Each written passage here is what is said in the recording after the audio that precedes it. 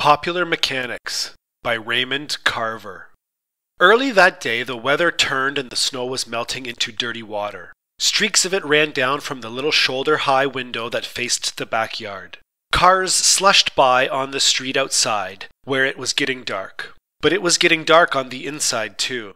He was in the bedroom pushing clothes into a suitcase when she came to the door. "I'm glad you're leaving. I'm glad you're leaving," she said. "Do you hear?"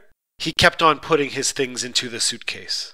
"Son of a bitch! I'm so glad you're leaving!" She began to cry. "You can't even look me in the face, can you?"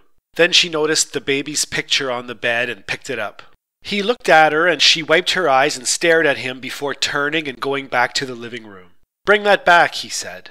"Just get your things and get out," she said. He did not answer. He fastened the suitcase, put on his coat, looked around the bedroom before turning off the light. Then he went out to the living room.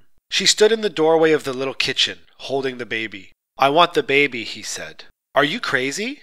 "No, but I want the baby. I'll get someone to come by for his things." "You're not touching this baby," she said.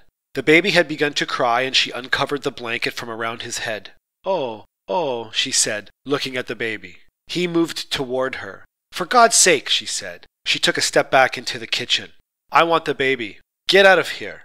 She turned and tried to hold the baby over in a corner behind the stove. But he came up. He reached across the stove and tightened his hands on the baby. "Let go of him," he said. Get away," she cried. The baby was red-faced and screaming. In the scuffle, they knocked down a flower pot that hung behind the stove.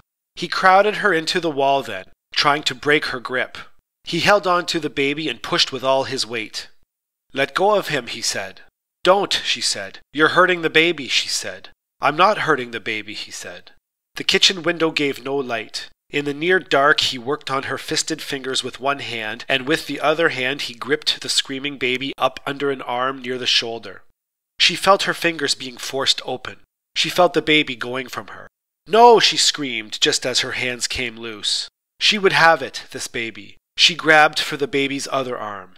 She caught the baby around the wrist and leaned back. But he would not let go. He felt the baby slipping out of his hands and he pulled back very hard.